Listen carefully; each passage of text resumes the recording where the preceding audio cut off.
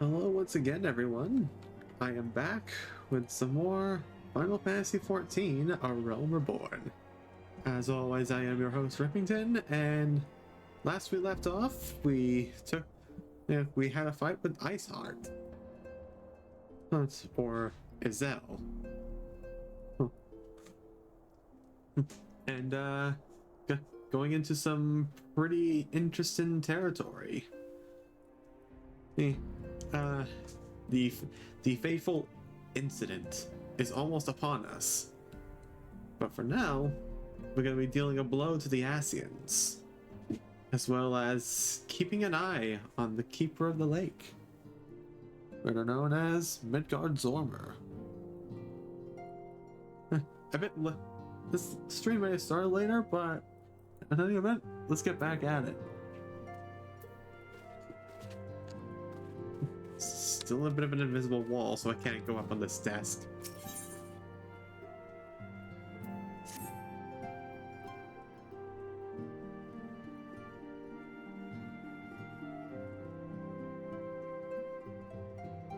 We are most eager to address the Ascian threat. However, we dare not neglect our other pressing concerns. We both know full well that Saint Shiva will not be the last primal we face, and our relationship with Isgard is still tenuous at best. To think that the resolution of the primal threat was once the sole priority of the Scions of the Seventh Dawn. Some days I wonder if it was wise for us to take on so many other responsibilities. Well, lest you forget, Antecedent, the Scions need not shoulder the burden alone. Were not the Crystal Braves established for this very reason? True, we are presented with a multitude of problems. However, we have all the resources we need to address them in turn. Thousand, in particular, is ever a steadying hand, whom I trust will continue to support the Braves. To what do we owe the pleasure? Have there been further developments regarding the situation in Ul'dah? As expected, the Immortal Flames have been struggling to cope with the revelation that one of their highest-ranking officers was a Garlean agent. Suffice it to say, Teleji Adeleji and his monitorous ilk have wasted no time in attempting to turn the situation to their advantage. Coupled with ongoing unrest, Flames are finding themselves hard-pressed. Plainly, General Reborn needs our help, and I will direct the Crystal Braves to offer what support they can. If I am to stay abreast in the latest developments and issue effective orders, however, I cannot afford to waste time traveling back and forth. And so, for the foreseeable future, I think it would be best if I were to remain in Ul'dah, unless you have an objection. None whatsoever. We have matters here well in hand. Ree's Regis is coming along well, so she tells me, though I am not familiar with the details. Oryonje is poring over his tomes at the Waking Sands, and the others are contributing in their own ways. Alas, the key problem, how to form an ethereal blade at will, remains unsolved. Nevertheless, it is only a matter of time. Thousand, while we focus on that task, mayhap you could assist Alphino and his Braves with theirs? It would do much to restore faith in the Immortal Flames if the Warrior Light was seen working on their behalf. Never forget that your esteemed status allows you to act in ways that those more tightly bound to organizations and nations cannot. As ever, I implore you to do so. Not that your response was ever in doubt, but I humbly thank you once more for aiding our cause. Now then, there are preparations I must attend to before my departure, such as receiving Riol's latest report. He has proven to be quite skilled at gathering information others wish kept secret. That's why I placed him under my direct command and ordered him to investigate the Ul'dah riots. When you are finished here, join me outside. Depending on what he has to say, I may soon have a favor to ask. If there are any further developments on our front, I shall inform you at once in the usual fashion.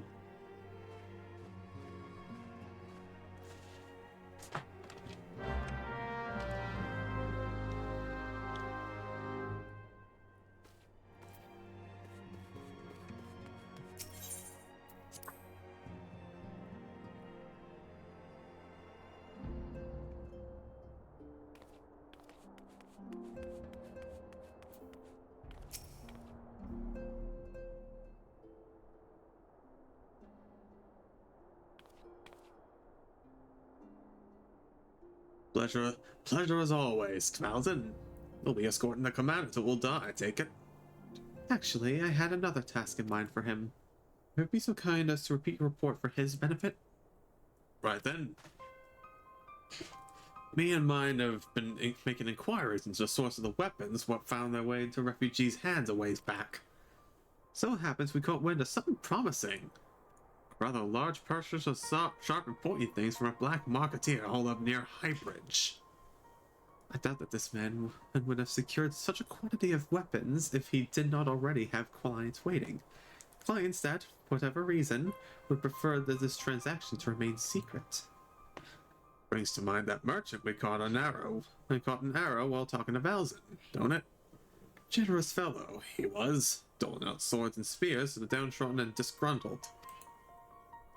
Which isn't to say that these clients have the same mischief in mind, but if you want to be sure, it might be prudent to intervene before they collect their goods. Savvy?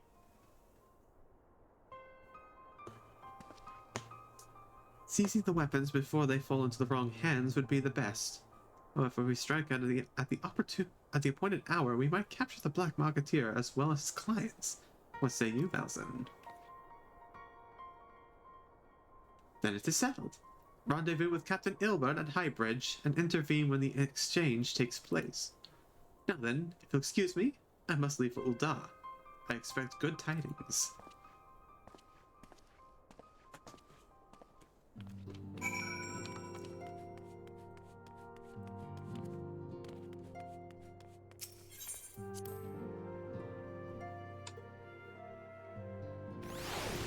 Actually, wait, where's Highbridge? Oh, there.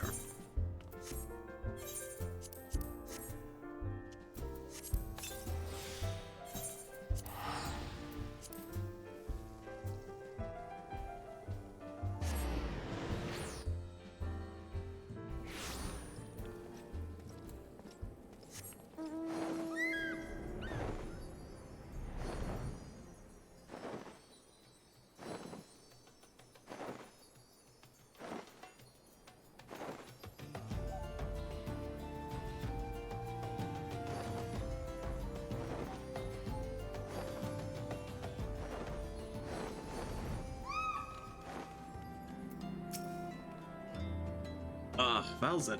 The scouts have been keeping a close eye on the Black Marketeer.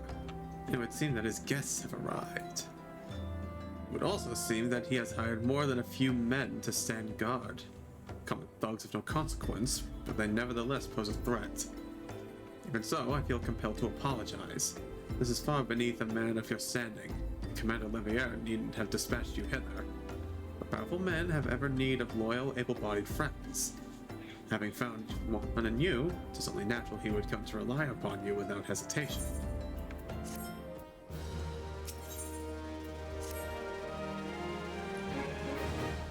Now then, we should be making for the burning wall without delay and secure those weapons.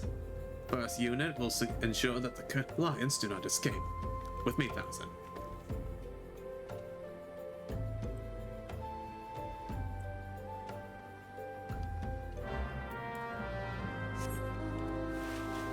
I don't know if I said it before, but that salute makes me think they're going to flip the bird.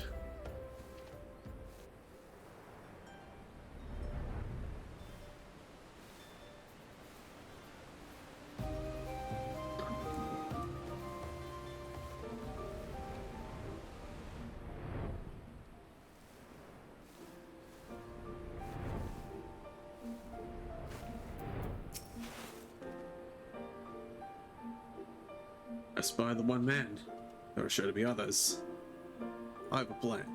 While you're approaching the sentry and creating distraction, my man and I will slip past and catch Black Marketeer unawares. Once you've disposed of the thugs, wait for us outside the tunnel entrance. Any questions? Let's be off. Good luck, my friend.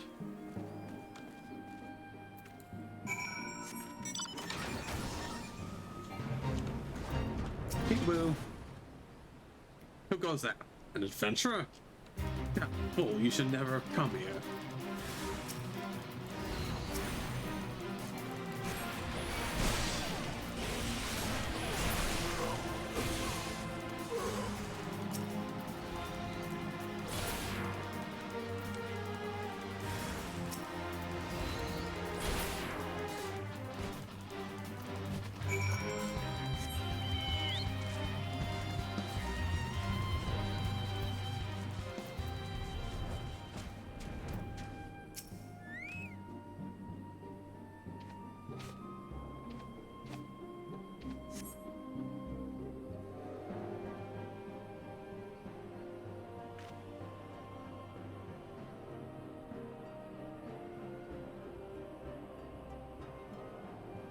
don't understand. What's this all about? Ah!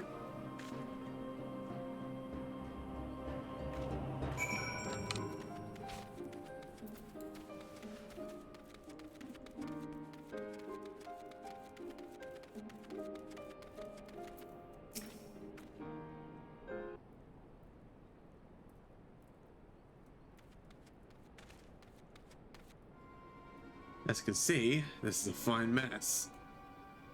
When I tried to restrain him, he drew a hidden blade and lashed out. Before I could disarm him, one of my subordinates panicked, and this is the result. Foolish of me to underestimate the bastard and bring in an experienced recruit. Commander Olivier will be most disappointed. Damn it all. The golden opportunity wasted. 1 second, folks.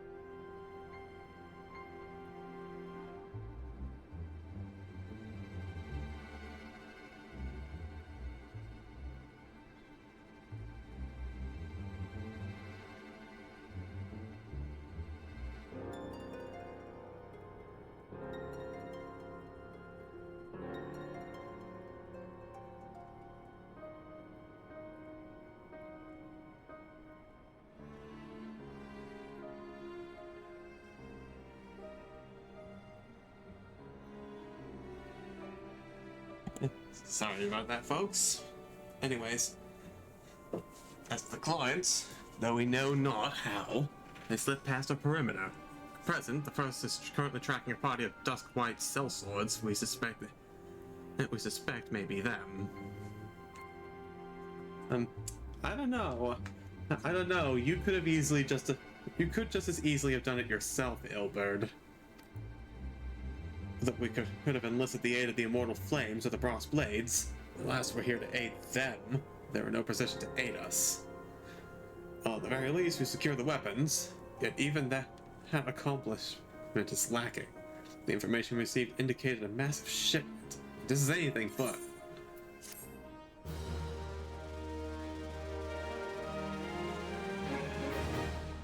Again, I don't fully believe you, because I don't see your other recruits. It's just you here.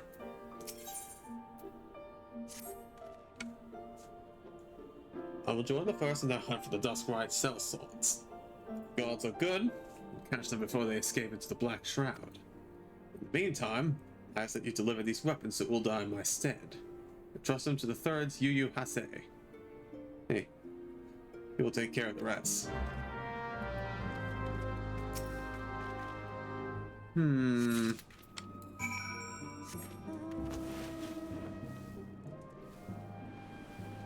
You're expecting me to entrust this to the guy who's the most interested in money.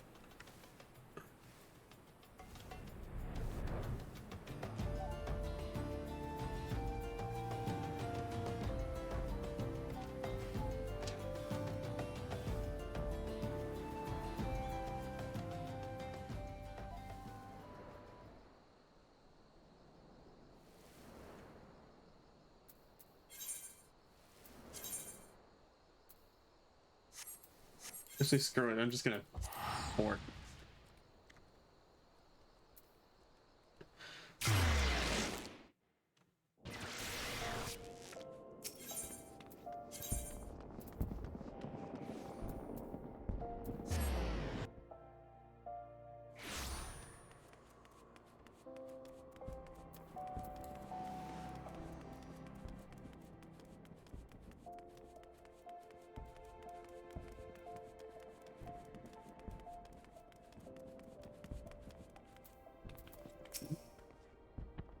Like, this is a surprise. Resh wished me to thank you for helping us rescue her from Castro Sentry. We can meet again so soon. Did you hear, my friend? I received my first official assignment as a full-fledged member of the Crystal Braves. Ah, the Warrior of Light. Ever reliable friend to the Crystal Braves, you have my deepest thanks for your assistance and courtesy. What brings you to us this day?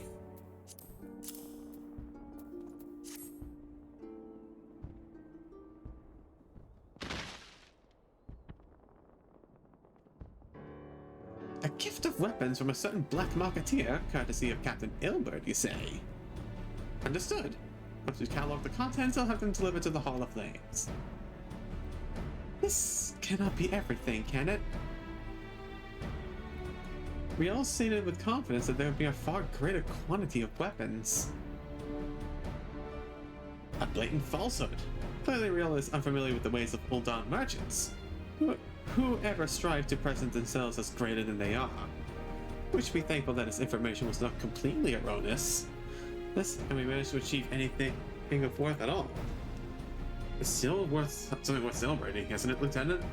Besides, we have more important things to worry about, like fighting those Garleans up north. Tell me no fighting if I have anything to say about it. The orders are to stand watch, not to seek glory in battle. If you have no further need of us, then I shall take my unit to the cerulean processing plant.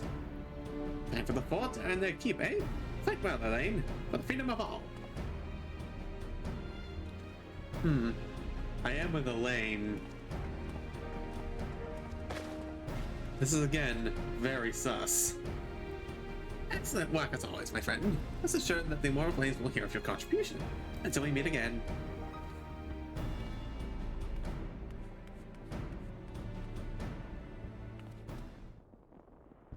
Dawson, a word if it please ye. Not here. Look for me at the Sapphire Avenue Exchange. No need for whistle. And this time, don't you worry.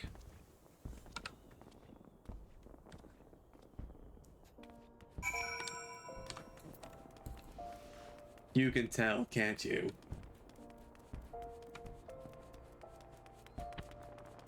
I am all but...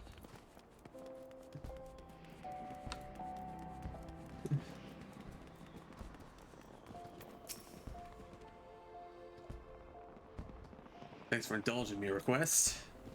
Few places better than a market for privacy, I find. All the hustle and bustle of commerce means most conversations go unnoticed. We'll get to the point. At the Burden Wall, when you had the captain interrupted the exchange, what happened? Tell me everything. Leave no detail out.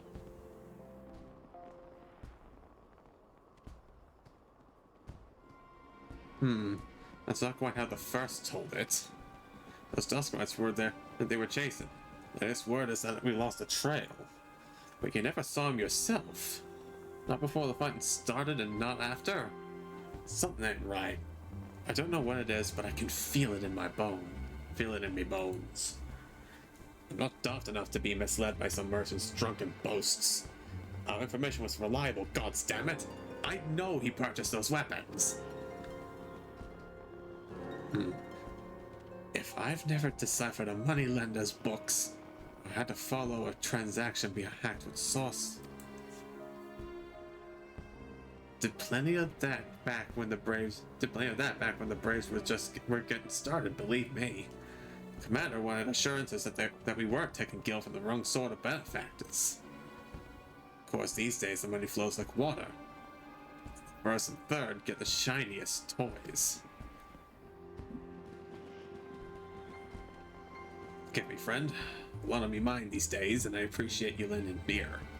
Right then, let's get back to it.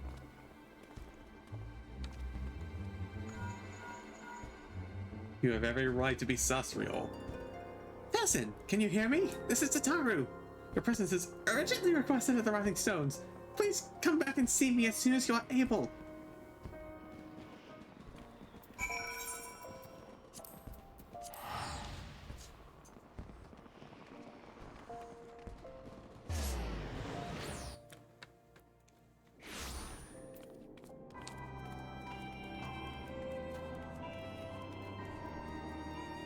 The betrayal is all but foreshadowed.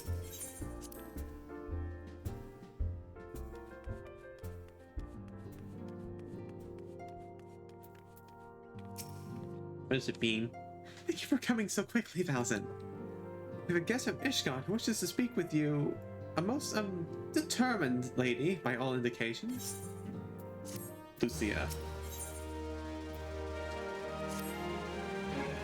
Our guest is with the Antecedent and the Solar at present. Let's not keep them waiting any longer, shall we?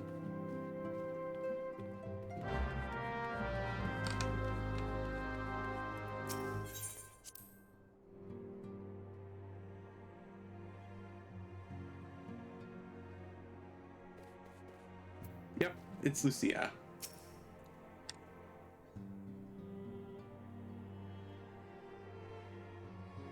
We have a guest from Ishgard who wishes to speak with you. I believe the two of you have met. We have. I had hoped to speak with Commander Leveilleur as well, but I cannot afford to wait any longer. The Lord Commander sent me hither to request your aid in a matter of grave import. You see now why I had Tataru summon you. Now that we're all assembled, perhaps you would be good enough to elaborate on the nature of the matter which brought you to us. The Observatorium's astrologians have sounded the alarm. Last night, the Dragonstar burned with an intensity not seen in 15 summers. Not since the Dravanians engaged the Empire in the Battle of Silvertear Skies. The northern sky doth burn full bright upon the Wormlord's call. The red behemoth beckoneth, and flame consumeth all. The old Curthan rhyme, aye. The brightening of the Dragonstar is said to accompany the roar of a great worm. The astrologians believe that it was Midgard Soma himself who cried out on this occasion. After an absence of centuries, the King of Kings did return to lead his kind against the might of Garlemald, only to fall in his duel with the Agrius, proud flagship of the Gallian fleet. Devoid of life, his corpse remaineth entwined about the Magitech monstrosity even unto this day. Ariange has the right of it. Whatever this alteration in the Dragonstar portends, the Great Worm has shown no sign of life. Tataru, have the Domans reported aught out of the ordinary?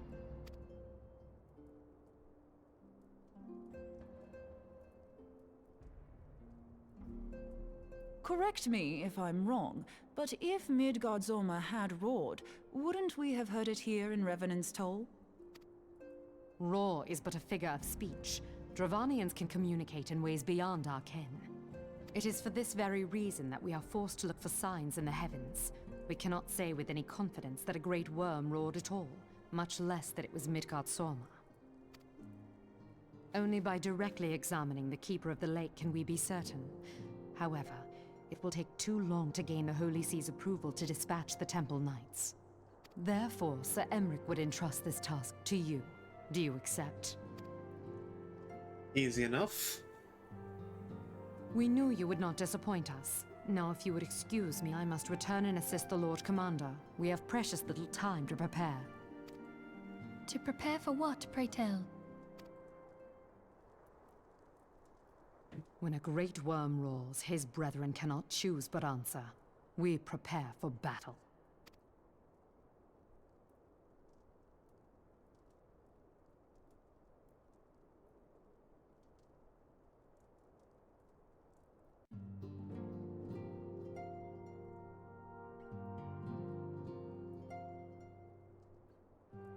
Forgive me if I state aught which you already know, but I would ensure that you understand the nature of your destination.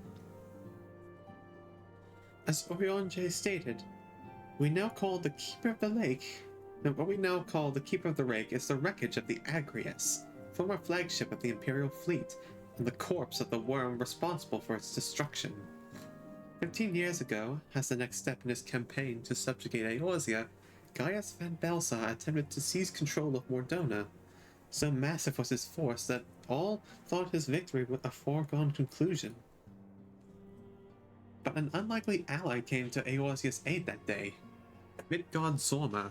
legendary guardian of Silver Tear Falls, burst forth from beneath the waters of the lake and led a host of dragons against the Garlean airships overhead in what would become later known as the Battle of Silver Tear Skies. The Great Worm felled countless airships before engaging the Agrius. In the ensuing struggle, the flagship's beryllium engines failed, and it tumbled into the lake below. Yet this victory came at a great cost, with the explosion which followed claimed the life of the Great Worm as well. That same explosion transformed Silver Tear Falls into the desolate wasteland it is today, draining the lake of its waters and crystallizing aether from mobs around. Yet a remnant of the lake remains, and at its center, a constant reminder of that fateful day long ago. Sorry, folks. Tired. In accordance with Sir Emmerich's wishes, our Doman allies have been standing watch over the keep of the lake. It would be wise to speak with them before investigating the wreckage yourself. Be careful, my friend. We know not what dangers await you within. Now then, let us not neglect our own duty, let our own tasks. There's much to be done and precious little time to do it.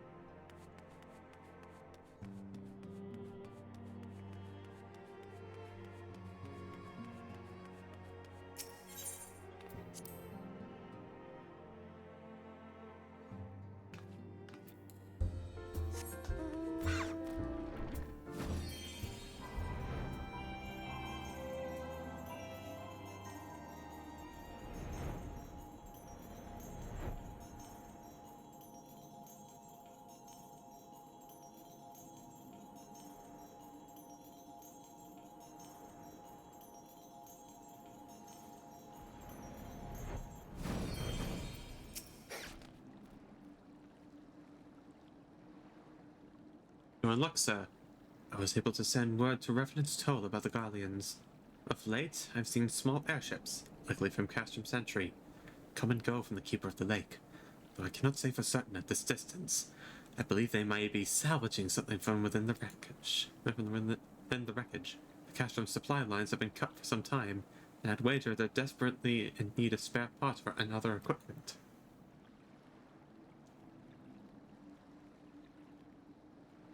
So it's true then. The Ishgardians honestly fear that that worm might rise again? Well, from here that seems rather unlikely. If it's assurances they want, you've no choice but to inspect the corpse in its entirety. Easier said than done, given the creatures which inhabit the wreckage, the aforementioned Garleans who won't take kindly to your presence. Sure to fire upon an airship, though I'd advise a more stealthy approach. Take this boat and a few of your comrades to the base of the Agrius, and climb to the top. It's the only viable option, I'd say.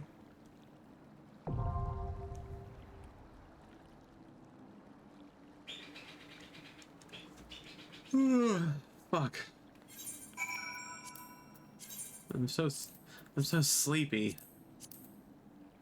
I hate that I'm always so sleepy by the afternoon.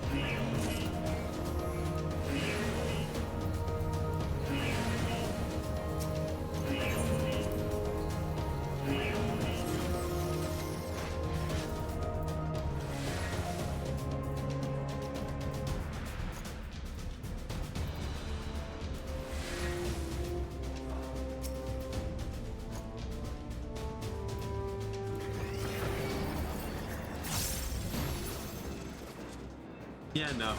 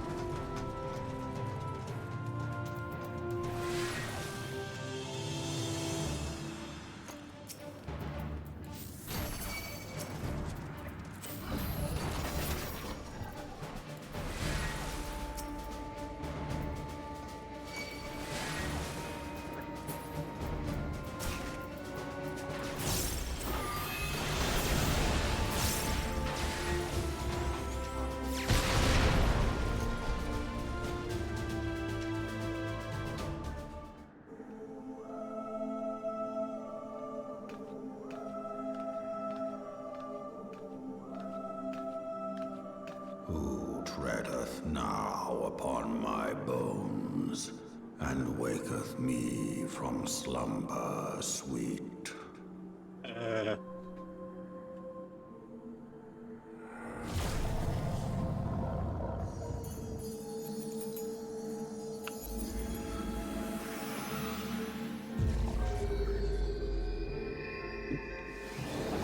Thou hast forgotten the face of thy Lord. Remember, mortal, and fear me.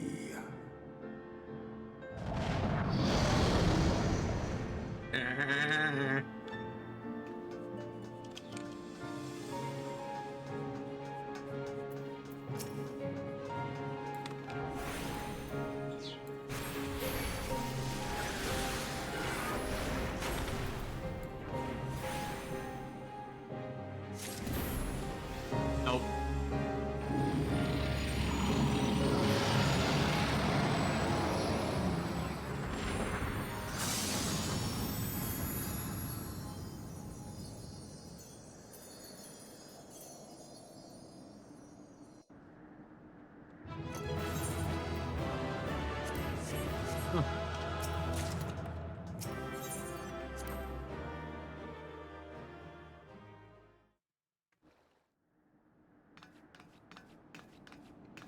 By her gifts hast thou earned a moment's reprieve. Oh boy. You're still there? Speak, mortal, and I shall listen. Mufasa? Guided by a star. My people have heard the song. Ishgard shall burn. Sons must answer for their father's misdeeds. We do not forget. We do not forgive.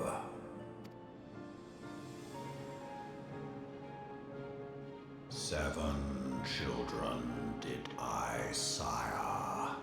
One now singeth of retribution.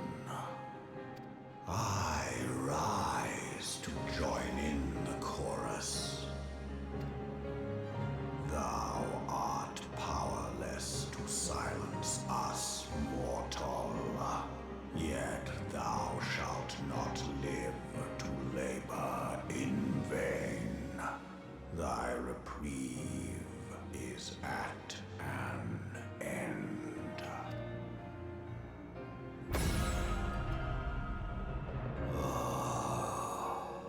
Trickery is thy shield. This frail, ignoble creature is not gifted, but chosen. Hey. Hearken to me, Hydaelyn. I remember labor, and I consent. Huh? Fear not, mortal.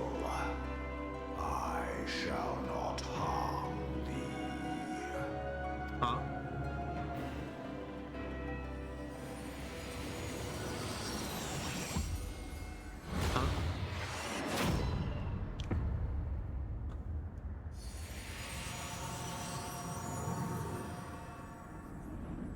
Huh?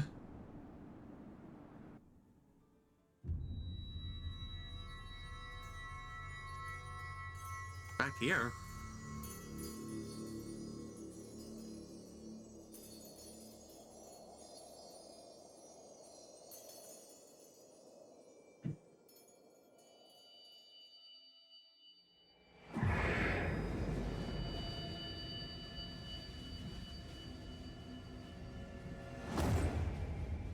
Oh, what?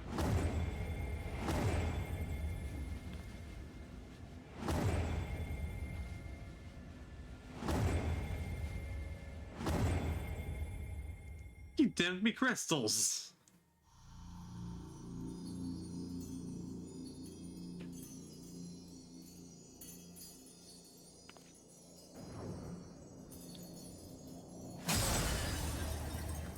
Oh, great.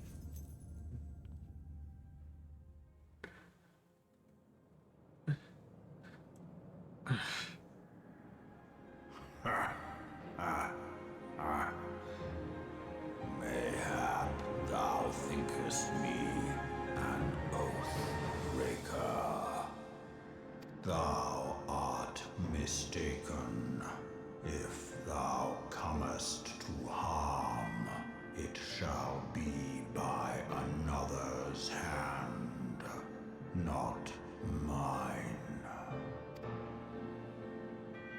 I did but strip thee of thy mistress's feeble blessing. That's not good. Thou didst profit much by her grace, but no more. I don't like this.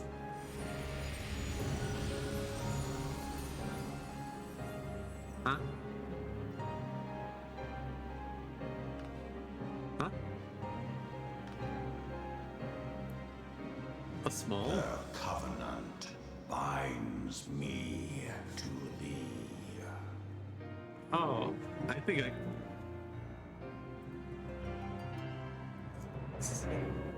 Sorry, it's just a bike outside. But, so replace Crystal Wife with a dragon. I shall watch, listen, and wait. Fight and struggle, if it be thy will. Man hath ever coveted that which lieth beyond his grasp.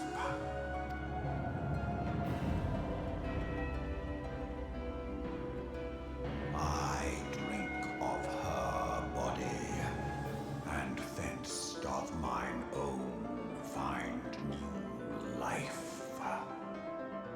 When it hath grown whole, the loyal and penitent shall rejoice.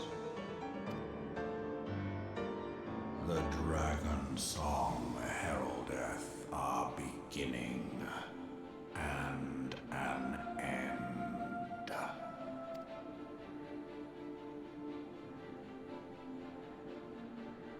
Well...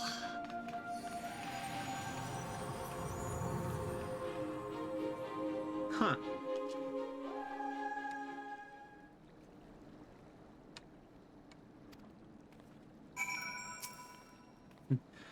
I was beginning to fear the worst. Those explosions I saw? But you shouldn't waste time talking with me. Albano left a message stating that you were to return to the Rising Stones at once.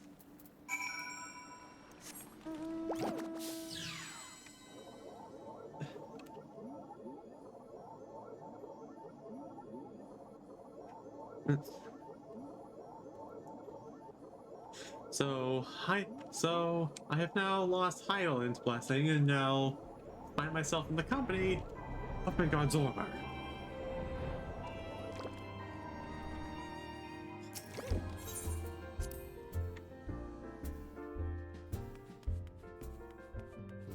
The heck is their motivation? Have you spoken with Commander Leveilleur yet? He's been pacing again. Oh, save me, it's coming. What should we do? Oh, he's not.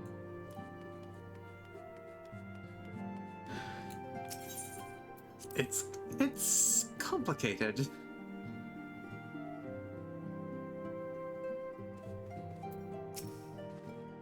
Praise the 12, you are hale and whole.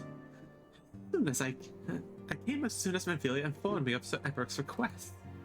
You have completed your investigation of the Keeper of the Lake, I take it? Then I would hear your report. Well...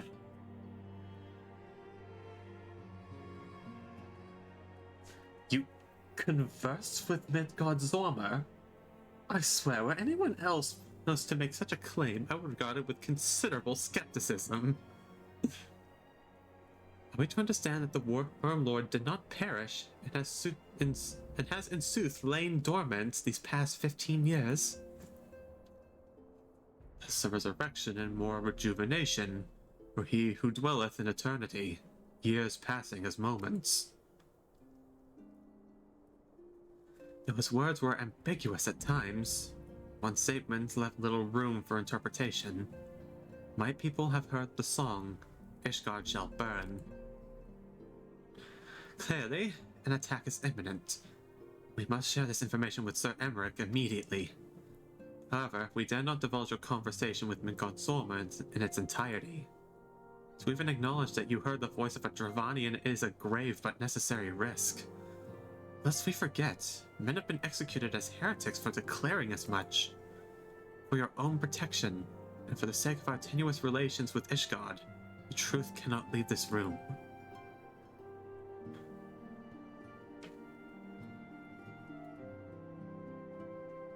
As for how we shall present our revelation to Sir Emmerich's emissary, you may leave that to me. Pray, remain here for now.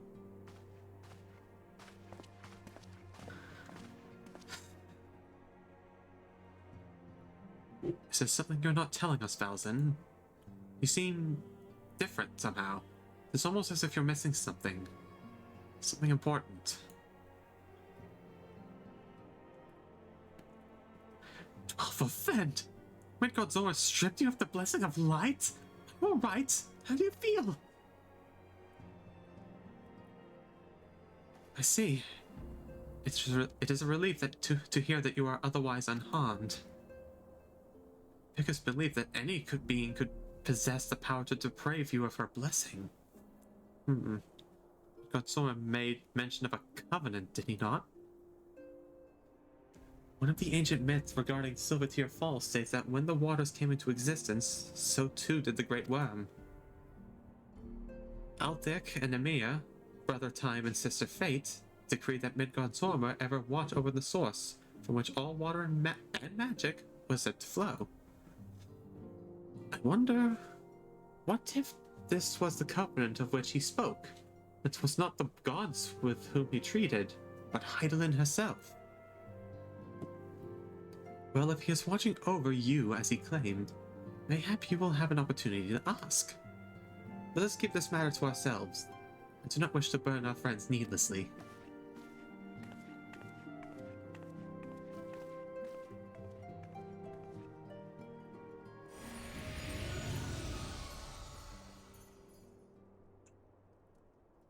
Thou a pawn, or master of thy fate?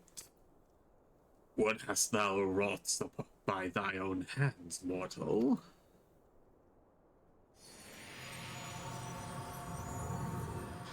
Oh, yeah, this is going to be a regular occurrence now, isn't it?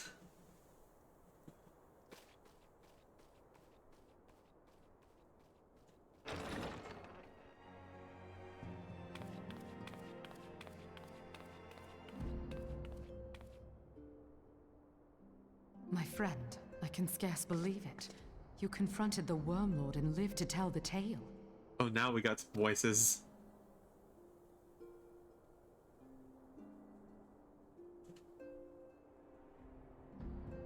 I give thanks to Helone for your preservation. It is our sole cause for gladness. Your encounter with the Keeper of the Lake served to confirm our fears. A great worm has roared, and it makes little difference if it was one of the two in Eorzea or any other. The Dravanians are coming. I am told that Ishgard has magical defenses against Dravanian attack, though I am not privy to their exact nature. Will they be enough to repel a massive force? Ishgard has weathered countless assaults over centuries. This will be no different. And now that you have confirmed the threat, none can ignore the Lord Commander's calls for the wards to be strengthened. I dare not presume to speak for him, but I expect the Lord Commander would sing your praises. I must away, but we shall meet again soon.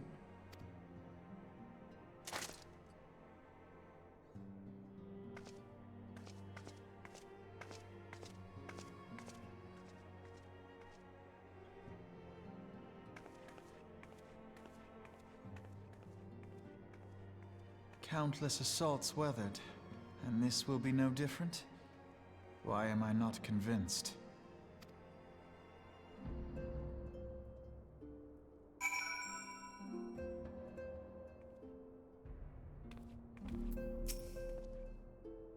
The Ishgardians have warred with the Dravanians for centuries, nay, nearly 1,000 years.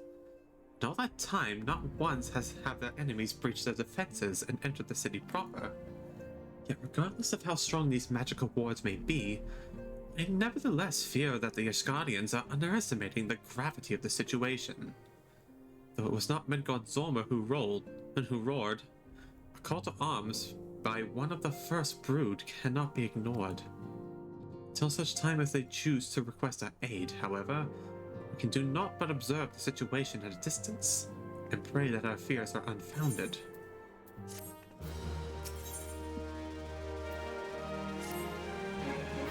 Ere I forget, I believe Mumbrida has requested a gathering of the Scions. I assume there has been some progress concerning the efforts to combat the Asians. Pray, inform her that our business with the Ishgardians is concluded for the moment. I shall be along once I've completed my communications with the Crystal Braves. Oh, it's this way.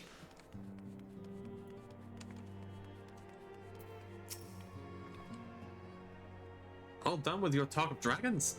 Wonderful, because Asians are next on the menu. Let's head into the solar, shall we?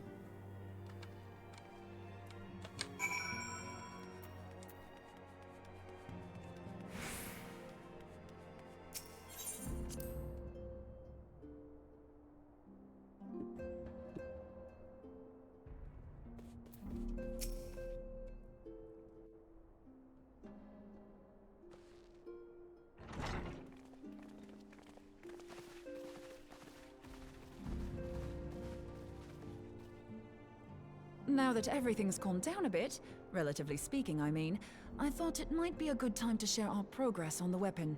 I believe we're on the verge of a breakthrough. Well, don't keep us all in suspense.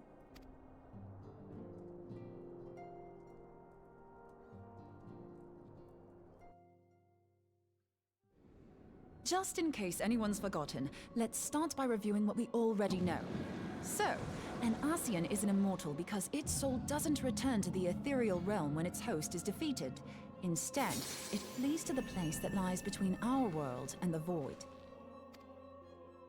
Therefore, the first step to permanently defeating an Asian is preventing its soul from making this journey.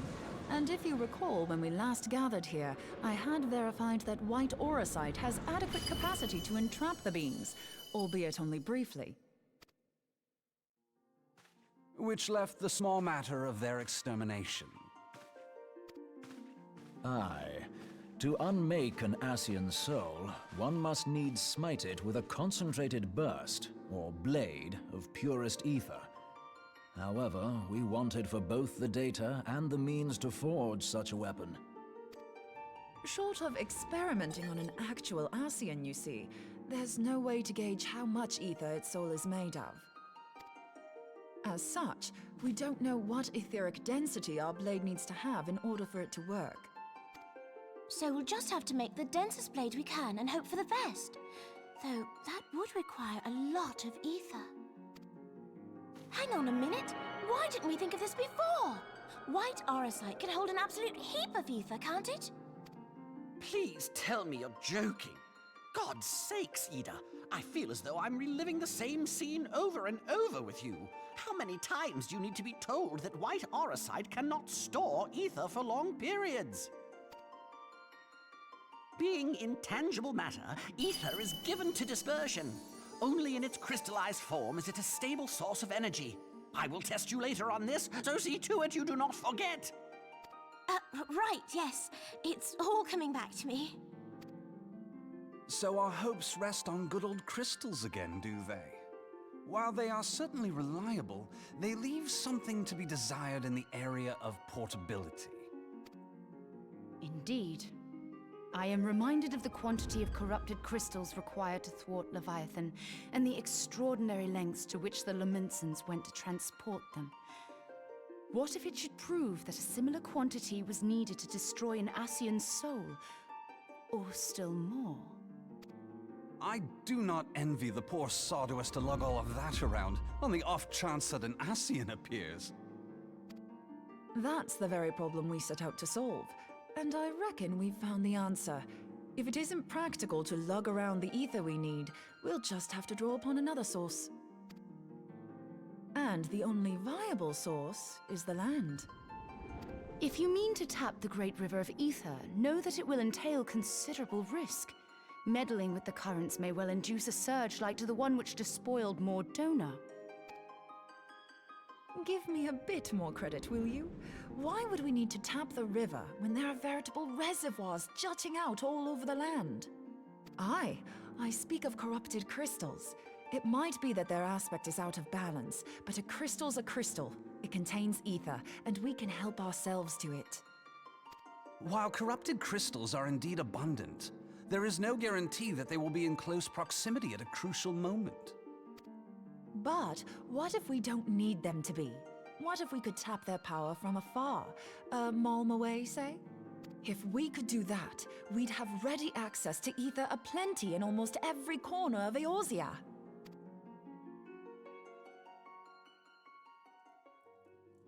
I've yet to put my theories to the proof, but I've got a good feeling about this. If no one has any objections, I'd like to see where this avenue leads. If you think it worth your while, you have my blessing. But tell us, what are your theories? I, for one, am most eager to understand the process, however vaguely. I thought you might say that, but no one wants to listen to boring old theories all day, do they? I know I don't. So with your permission, I'd like to try something a bit more hands-on. I've already built an etheric siphon especially for this purpose, and I've been meaning to try it out. Thing is, the profusion of corrupted crystals in Mordona makes it something of a high-risk testing ground. If anything goes awry with the siphon, it would be better if it didn't happen within spitting distance of quite so much ether. Ideally, I need an isolated specimen. Does anyone know where I can find one? May I suggest northern Thanalan? There you will find corrupted crystals of middling size, standing a reasonable distance apart. Ideal for your needs, I should have thought. Oh, and if you do elect to visit the place, I should be much obliged if you would assist me in another matter while you are in the area. Has something happened? Movement has been observed at Castrum Meridianum. During Operation Archon, the Alliance dealt the stronghold a heavy blow. Its facilities were extensively damaged, and its garrison reduced to a fraction of its former strength. Not long after our forces withdrew, however, their ranks were replenished by reinforcements from Castrum's sentry.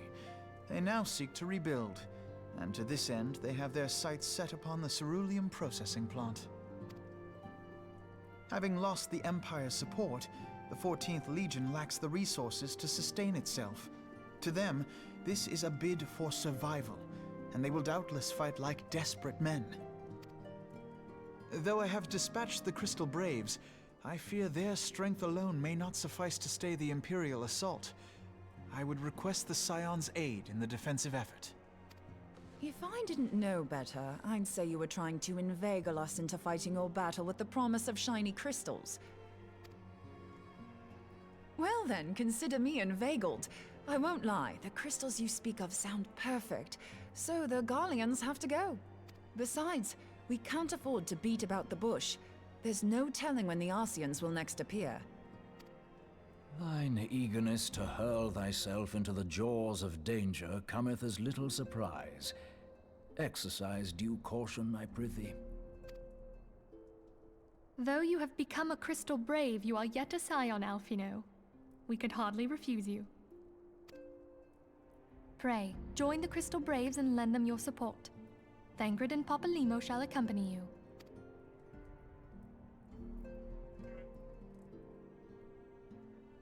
Ida and Yashtola, in the meantime I would have you assist Moonbreeder. Scout out the crystal clusters, that the testing may commence as soon as the Garlean threat has been eliminated. If it please you, I shall continue mine own experiments on white orosite. Thank you, Urianger. Everyone, pray see to your preparations and depart as soon as you are able. Go well, and be safe.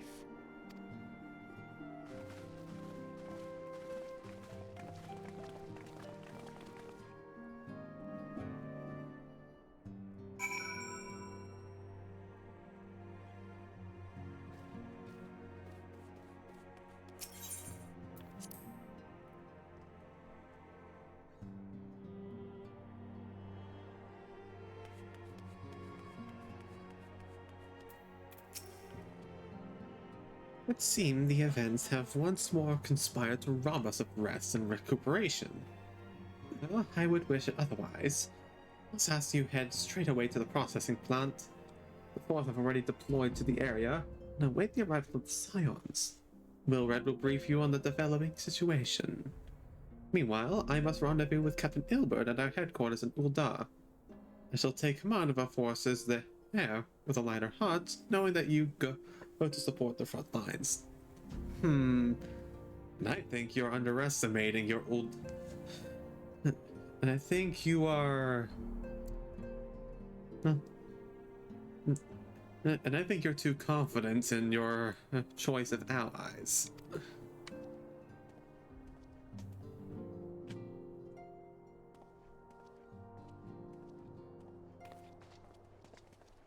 Duties take you to Northern Thanalan, do they not?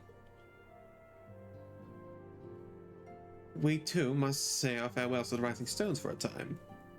Philamine travels to Uldar, where you shall serve as her escort. At my daughter's behest, I go to contact certain old acquaintances in the Gilded City. We are beset on all sides by civil unrest and imperial machinations, threatened by primals and troubled by dragons. We need all the allies we can muster. Many of my friends hold positions of power, you see. It is my hope that they can be convinced to aid the Scions' cause.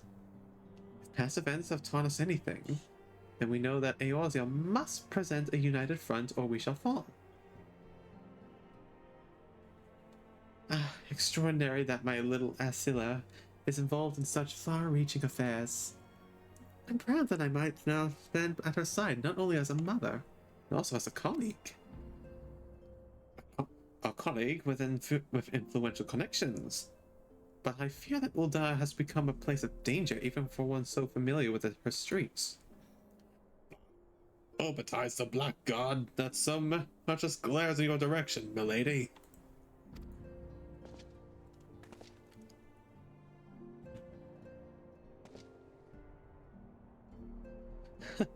I shall be well protected, it seems. Shall we be on our way, then?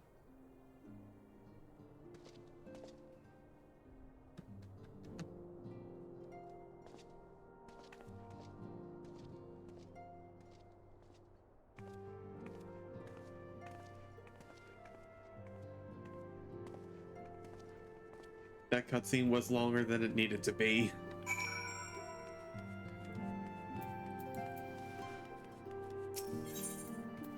And also, I feel like it's partly unnecessary.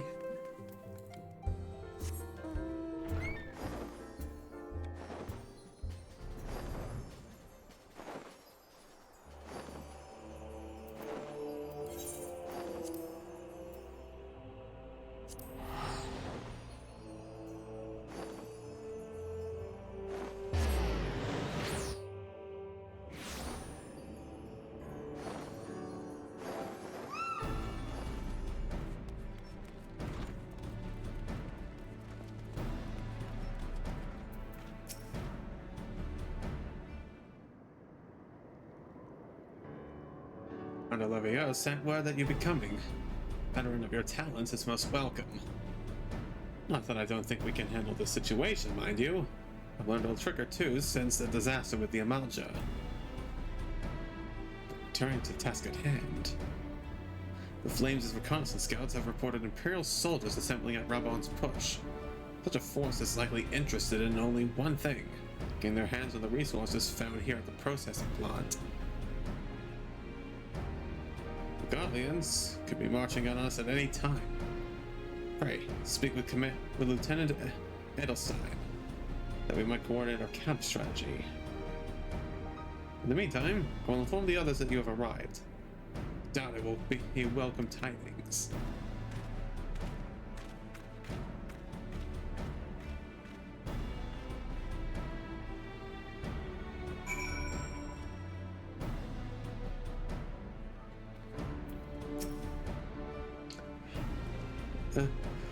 Skycloak, my soldiers yet tell tales of your deeds during Operation Archon.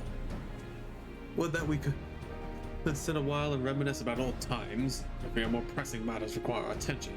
The civilian Drotsman, you see, have come across several highly suspicious crates within the boundaries of the processing plant. I had my sappers take a close look.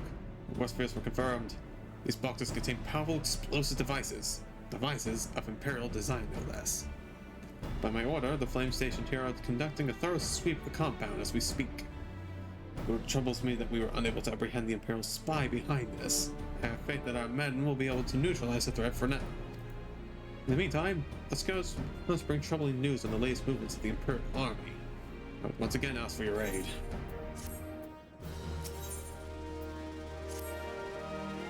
We've been keeping a close eye on that Garlean garrison. It would seem the Imperials have finally begun to mobilize. According to the reconnaissance report that just came in, the squads seen leaving the castrum are too few in number to effectively take and hold their position. Most likely mount a swift assault and focus on the acquisition of the resources. I have, of course, also shared this report with the Crystal Braves. I decided to take to the field and meet this assault head on. I have appraised your fellow science of the situation, and I'm heartened to know that they will be joining the effort. Pray, report to Lieutenant Elaine, and lend your much welcome strength to the counteroffensive.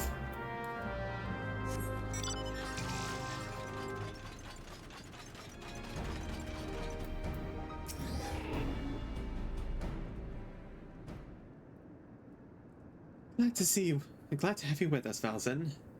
As I'm sure Lieutenant Edelstein has explained, the Guardians have deployed a small force from Castrum Meridianum.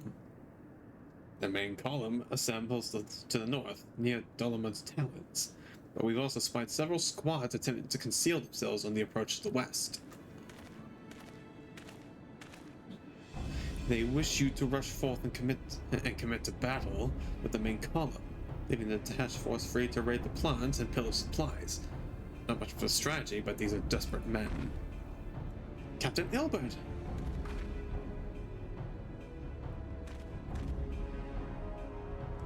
Greetings, Scion. I understand the commander bid you and your fellows come to lend a hand to the Braves. Such mighty heroes at his disposal, the force should have little trouble contending with aught the Guardians might throw at them. But even you cannot be everywhere at once. The third was getting restless holed up in Ul'dah, so I marched out here to fill any holes in the plant's defenses and add their numbers to your counterattack. Reinforcements are welcome. We have enough soldiers now to divide our own forces and safely engage the enemy far beyond the walls. Aye, It would be best to avoid staging a battle anywhere near this much ceruleum. Let's take the fight to the Garleans. A wise course indeed. I shudder to think of the consequences should any of these storage tanks be exposed to fire. If there are no objections, the Scions shall join the 4th and give battle to this main column. You are the 3rd then, Warrior of Light. Your role will be to intercept these squads hiding out in the west, prevent them from reaching the processing plant. When you're ready to proceed, report to Lieutenant Yudu Hase. His scouts should have a rough idea where the Imperials have concealed themselves by now.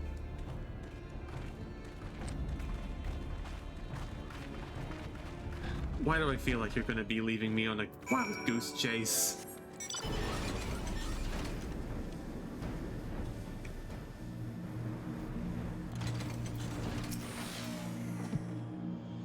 Pleasure to be fighting at your side once more, Scion. Our operations invariably succeed when you're around, and victories are wont to pave the road to greater calling. Now, this detached force we've been sent to eliminate has split into smaller squads, the better to conceal themselves within a terrain hereabouts, I imagine. We'll need to split ourselves up as well to cover more ground, and make sure we root out all these would-be raiders. And seeing you're an army unto yourself, I've assigned you to your own areas to scour clean of enemy soldiers. Aye, this will be a simple search and destroy. Rendezvous back here when the task is done. Happy hunting, Scion! Why do I also have the feeling that you're just gonna leave me to clean up all of them while you just sit on your ass all day?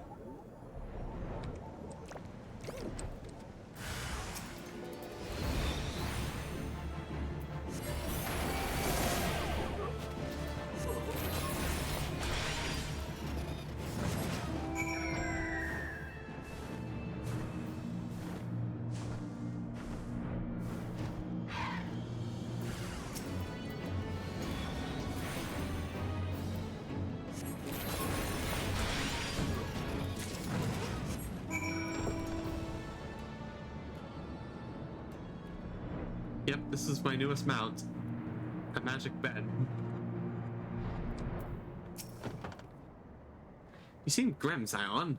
I'll take that to mean between us, more than a few Garleans will be making it back to the castrum. Those Imperials, though, they certainly made us earn our pay. I'd be a happy man if I never have to tussle with another one of those magic tech horrors. So we bid this war-torn land farewell. We'll contact the 4th and let Lieutenant Elaine know the west is now clear. I would appreciate it if you would do the same when you report to Lieutenant Edelstein. Edelstein. Yeah.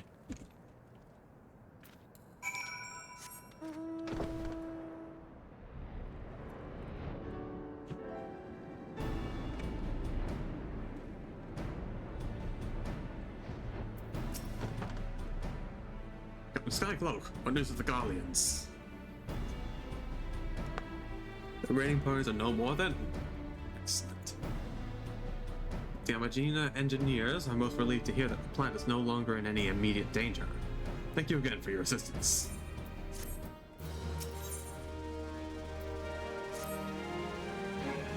You must be anxious for word of your fellow Scions. Lieutenant Elaine has reported a sound victory over the main column and informs me that the Scions have already turned their attention to other duties. All but one, that is. The Rotogon lady with the large axe. It would seem she has chosen to remain at the site of the battle. I know not what task keeps her from returning to civilization, but Northern Thanalan is no place to wander alone, even for a capable source such as her.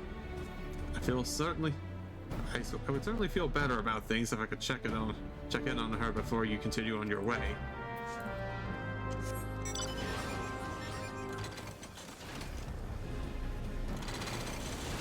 No place don't want to be in this place alone. Much like an old dawn.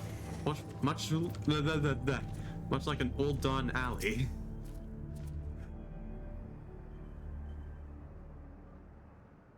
Hold on, I won't be a second.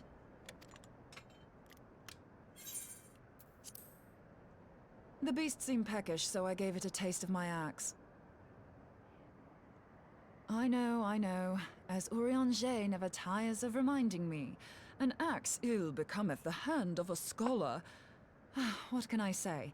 I like axes. To hear my mother tell it, I came into this world holding one. And it's not as if it stopped me picking up a quill, is it? I often think of the man who introduced me to the joys of learning. He's one of the reasons I decided to come to Eorzea. Him and my excruciatingly stiff childhood friend. Considering how unalike we are, it's a wonder we ever got on. The world's a strange old place, isn't it? Aye, that ought to do it.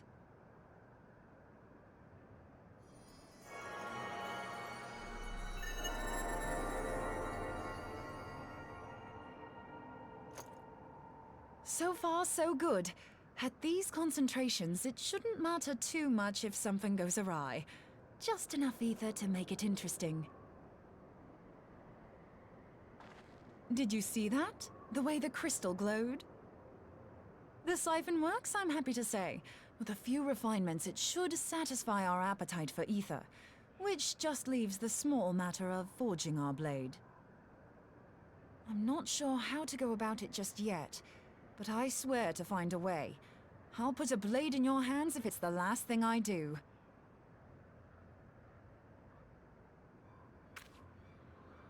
He senses me. A useful talent.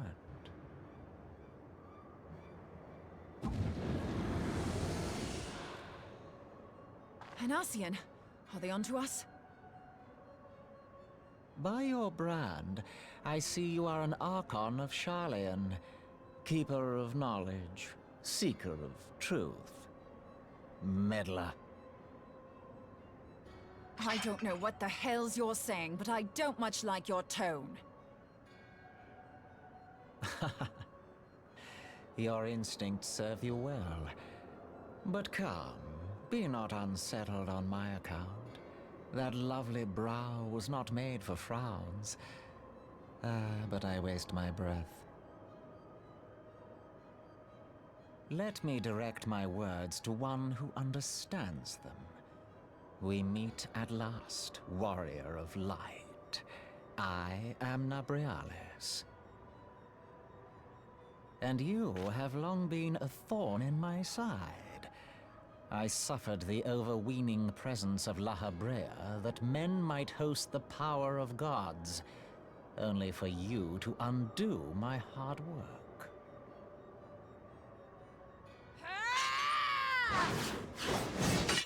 Oh, bugger. Do settle down. You must concede that I acted in self-defense. But what's this? I do not sense the blessing of light. Crap. Oh, dear. Could it be that frail Hydaelyn has forgotten her champion? This I did not foresee. Shorn of light as you are no longer a threat.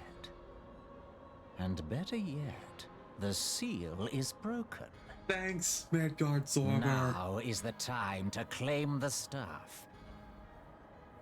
With it in my grasp, I shall rise above them all and take my place at Lord Zodiac's right hand. Ambitious even among your own ilk. What did that bastard want with us?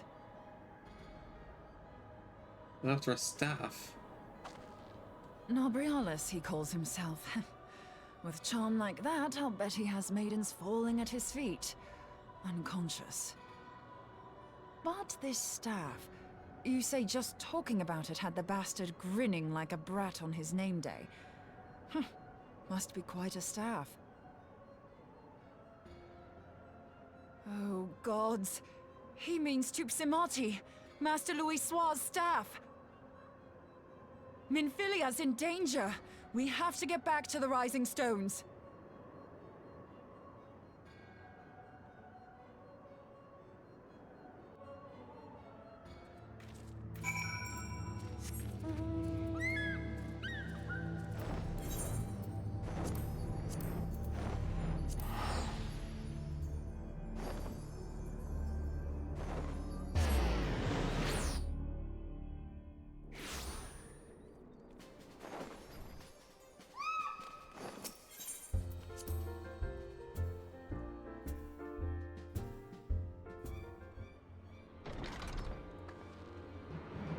You're here.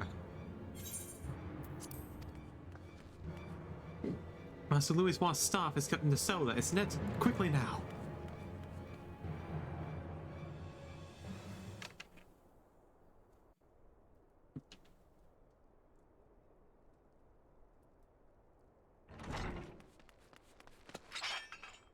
You two.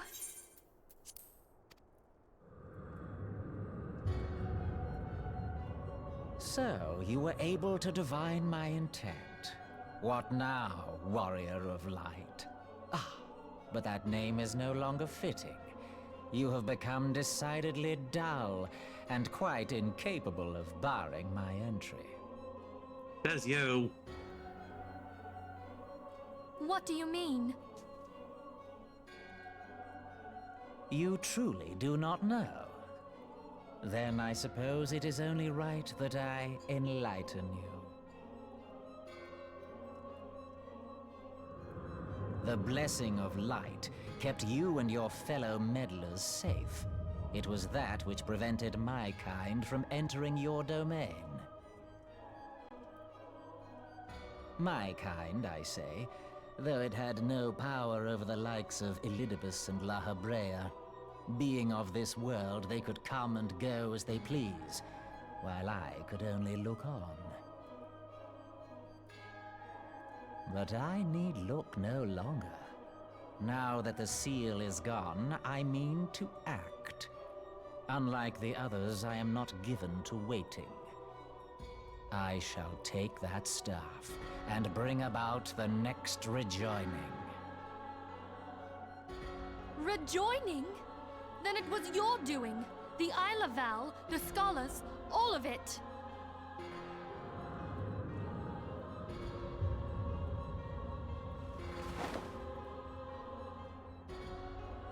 You will not harm her! Again? Jesus Christ! Moonbreeder! Why must you insist on forcing my hand?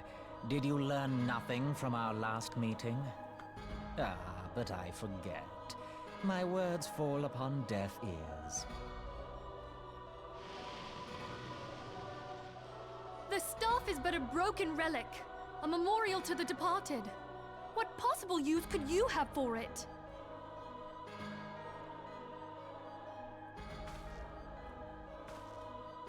What use? You mean to say that all this time you kept the key, never knowing what it was you possessed? The staff Tupsimati, or rather the stone tablet it bears, is host to a great power. Together with the horn, it can be used to draw vast quantities of ether from its bearer's surroundings. How else do you think Louis Soir was able to invoke the power of the 12 without making them an offering of crystals? Summoning requires not only prayer, but a profusion of ether. Even a child knows that. If I did not know before, you may be certain I do now. But above all, I know that we cannot allow this staff to fall into your hands. I will die before I let you take it. Insufferable woman. I would happily end your miserable life here and now. Alas, Elidibus would never let me hear the end of it. Very well. If you will not part with the staff, I will take you too.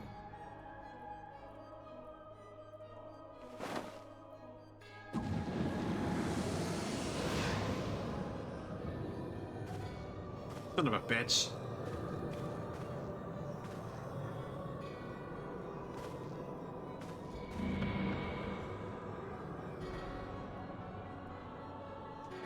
He left the portal? Oh, he's made a poor choice. After them! Quickly! Before the rift closes!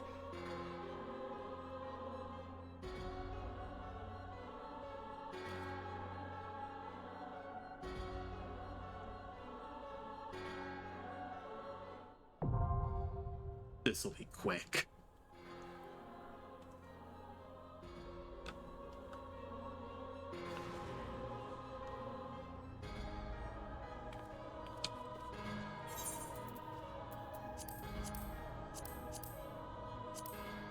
Yep, there it is, the chrysalis.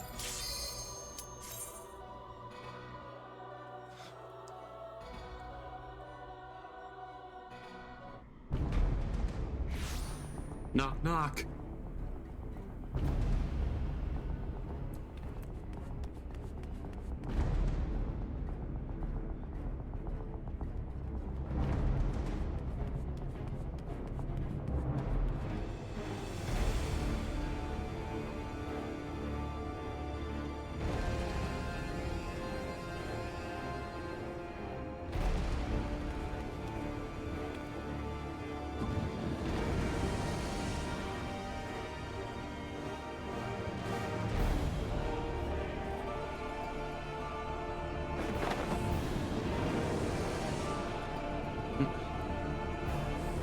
Okay, arrogant ass barrel, time to perish.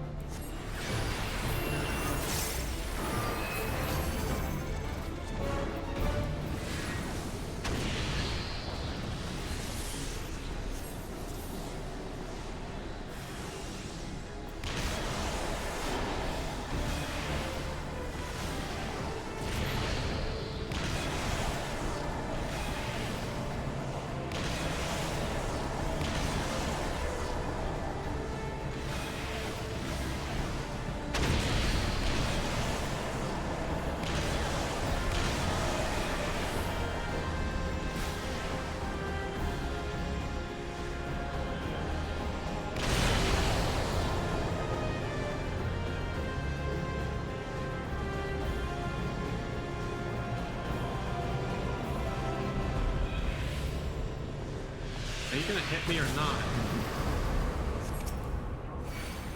Ah, there you go.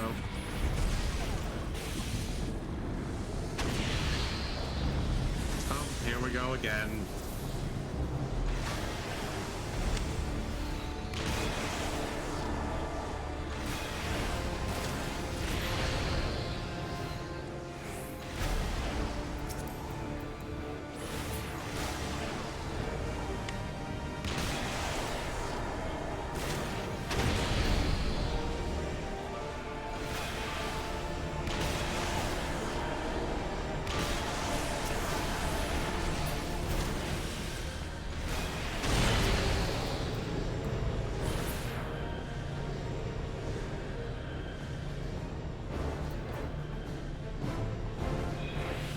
Well, go on, I'm waiting.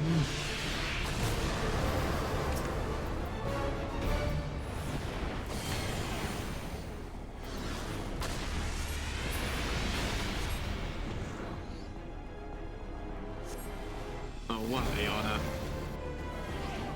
Where are you?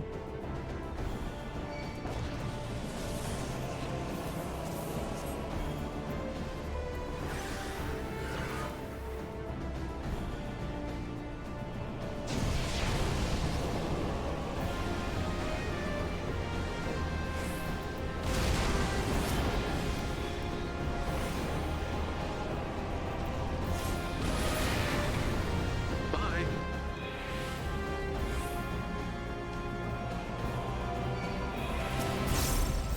And die.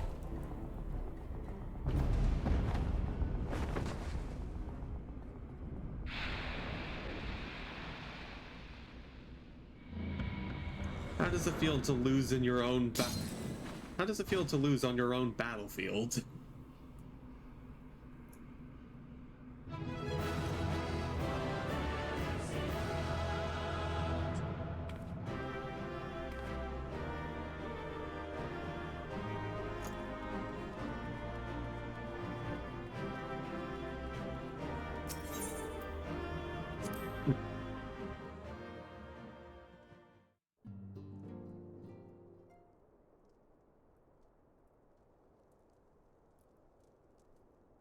You're safe. Thank the 12.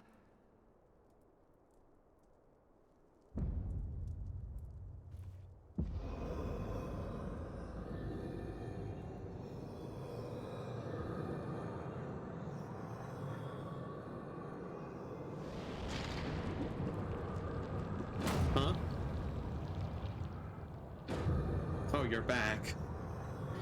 You may have bested me this day, but what of the next? What of all the days to come?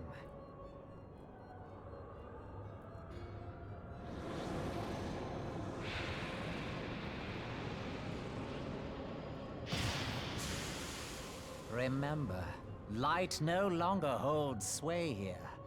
I may return whensoever I wish, again and again and again. Eventually, you will falter, and the staff will be mine. Until next time, scions.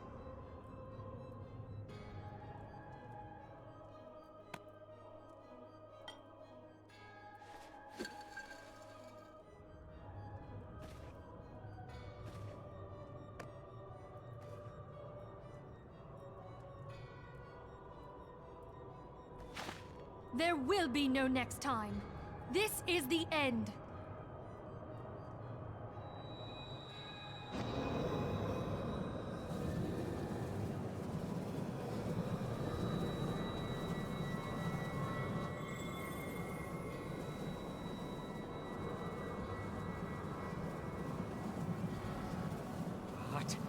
What trickery is this? No. No! Cannot! No! That ain't gonna hold them long, though. We wanna take him on. We better do it Use quick. Tuke Samati to gather ether, quickly, before he breaks free. All right.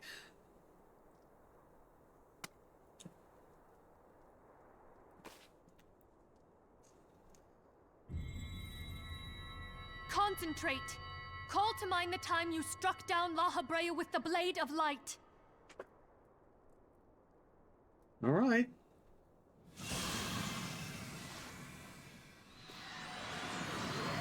It shits.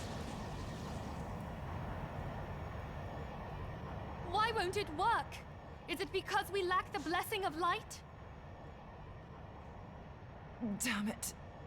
So much ether. And it still isn't enough. Fools! No mortal prison can contain me!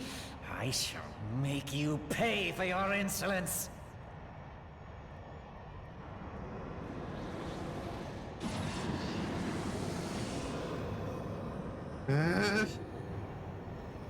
Please, Mother Heidelin, hearken to our plea.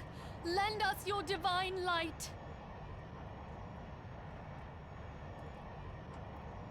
Why can you not hear us? Do our words no longer reach you? I think it's because she used up a lot of her power in my fight with. Had a bit more ether. In my fight against Gaius and La Habrea.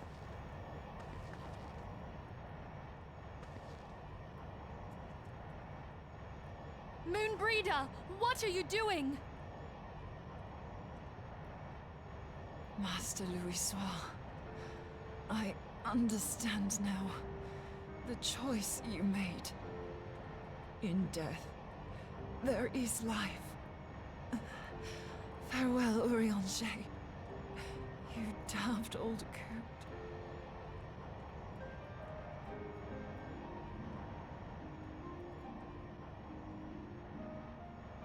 You can't be serious.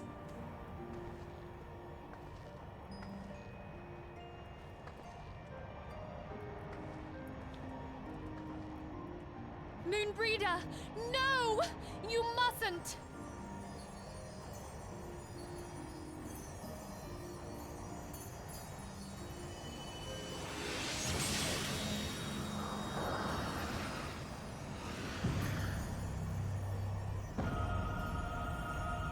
What? No! It cannot end! Yes, you will. I am eternal! I am immortal! Begone, Nabrela. Not begone, Nabrialis.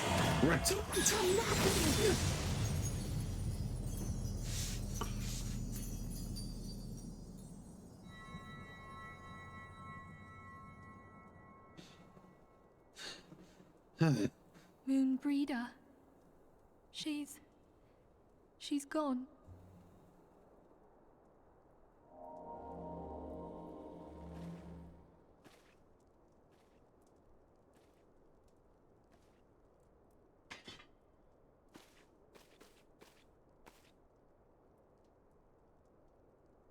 You did it, my friend. The Ascian is dead.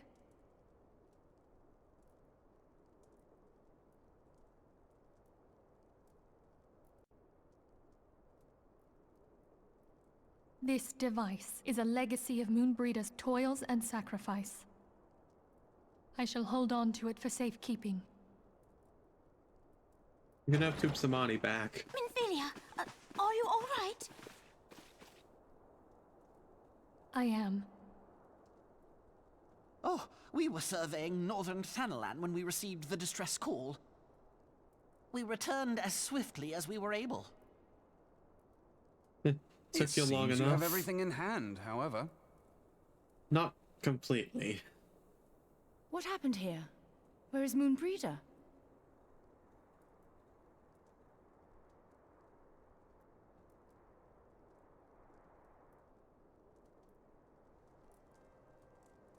She gave her life to temper the Blade of Light.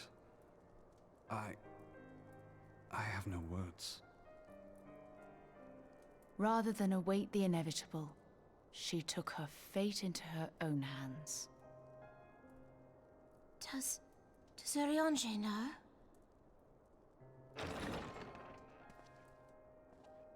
Now he does. My friend, there is something I must tell you. I heard all, my lady. The moon sinketh, taking her leave of the heavens, yet her passing heraldeth the coming of a new day. Moonbreeder hath fulfilled her destiny, hath she not?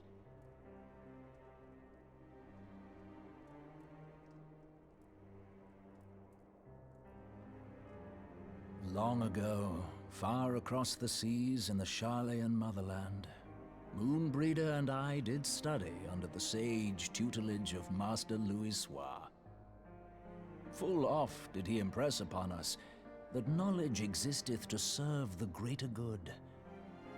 This sentiment, however, was contrary to the nation's policy of neutrality, which censured intercedence in the affairs of foreign lands.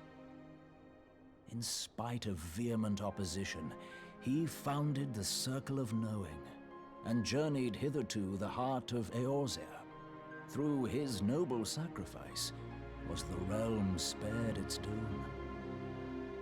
Yet this great soul, whom all should rightly have honored, was branded a pariah in his own land.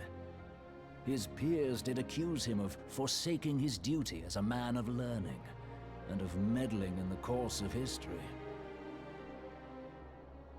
When he left Charlayan behind, Master Louisoix gave no word to signal his intent to Moonbreeder. Close as they were, as master and disciple, she was deeply wounded by the sudden exclusion from his confidence. Above all, however, she was confused. Try as she might, she could ill comprehend her master's motive. The slanders that were heaped upon him after his passing served only to inflame the turmoil within her. For years upon end, she knew not what to believe. Torn as she was twixt the man whom she revered and the man who forsook her and his duty both. The Louisoix I knew would never forsake his duty, much less one of his own. This I know full well, my lady. 'Twas not for want of love that Master Louisoix hid his intent. He but desired that Moonbreeder discover her own path, free of the shadow of his influence. Long did I contemplate revealing the truth to her, and long did I hold my peace. After all, was it not Master Louisoix's wish that she come to the truth unaided? I told myself it was and resolved to let her suffer. Knowingly did I deny my friend the comfort she craved. And now she hath gone to her rest, with doubt still in her heart.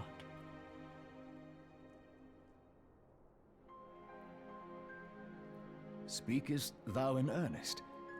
Did Moonbreeder truly come to understand Master Louisoix's will before the end? What she said. The realization hath set her free. She may now find the peace which hath for so long eluded her. Oh, Moonbreeder, my dearest, how I shall miss thee. Oh. Moonbreeder gave her life that we might possess the means to defeat the Ascians. Her sacrifice must not be in vain. Let us continue her work on the Blade of Ether and see it to completion. My lady, I would mourn Moonbreeder in mine own way.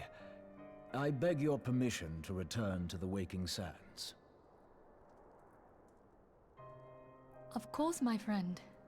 Take all the time you require. We shall be here should you have need of us.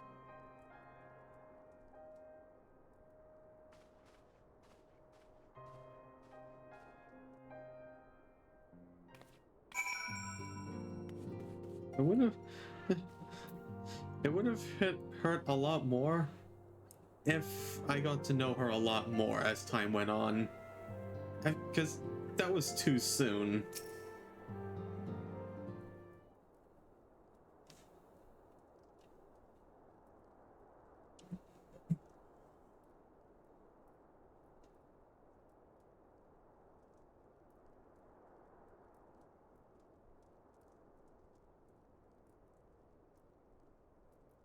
Never seen Oriange so utterly defeated. No one should be made to suffer such grief. We shall gather in the Charlian Manor to celebrate Moonbreeder's life and mourn her passing.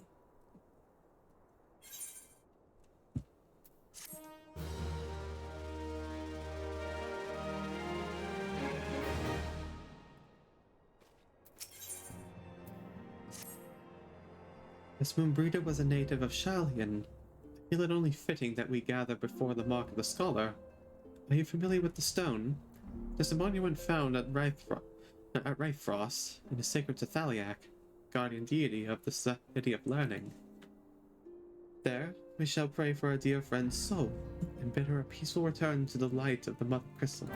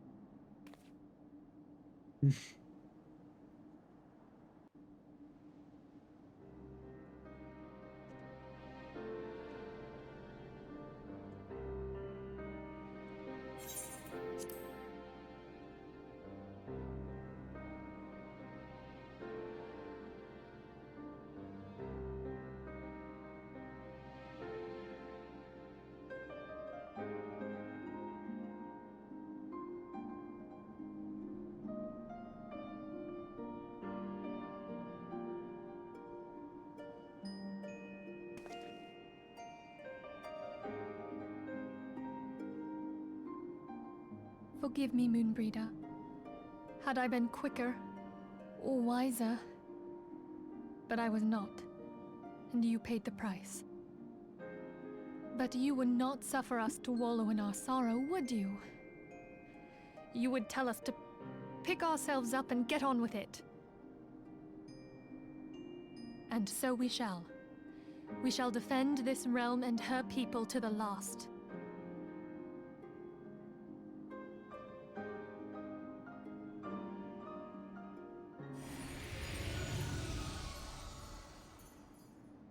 Life for death, a fair exchange. Other bargains will be struck.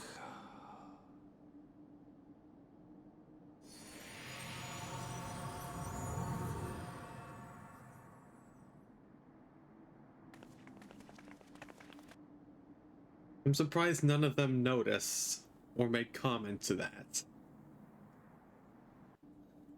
I think it would have been very interesting if that happened.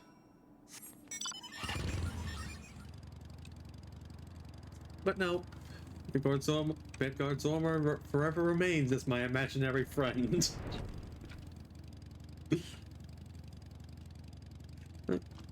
I just think it would have been cool. I just think it would have been really cool if we had more interactions between the Scions as a whole and Midgard's armor while he's haunting the Warrior of Light.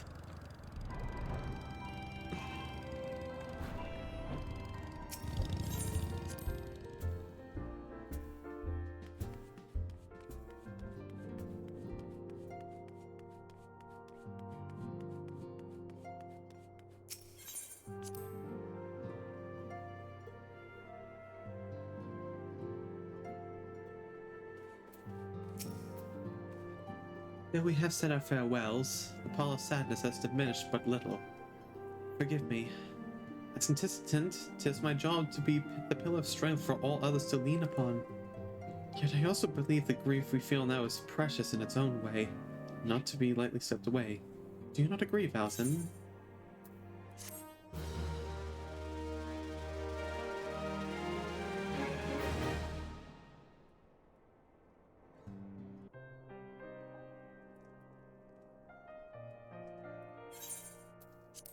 It's as if a dagger has been thrust into my breast. But 'tis a pain we must learn to bear if we are to forge ahead with our duty. The battles we have fought have taken the lives of so many. Louisois, Moonbreeder, and fellows at the Waking Sands. Their spirit and dedication to our cause, however, will never be lost as long as we rise to fight once more.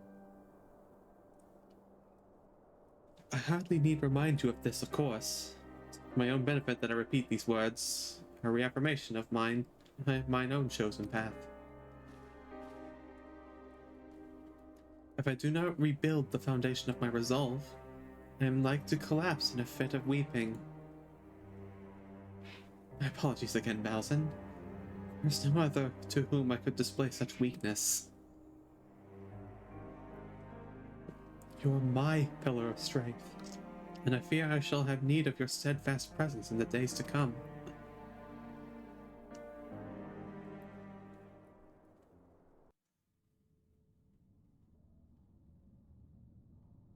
A victory won, a comrade lost, to honor the fallen, the living forge ever on, towards the light of a new day.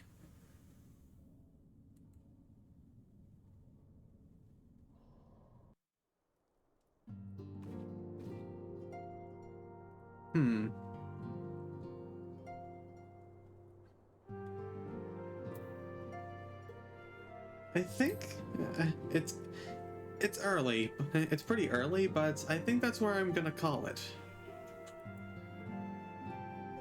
Thank y'all for tuning in, those who did.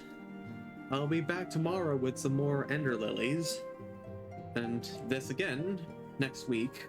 So, hopefully I can get it might, depending on things, it might be shorter, it might be longer, because I know there's quite a few quests before for the banquet, or as I call it, the incident. Trust me, it's gonna be important. But for now, and as always, I've been Rippington, and until next time, folks. Bye bye!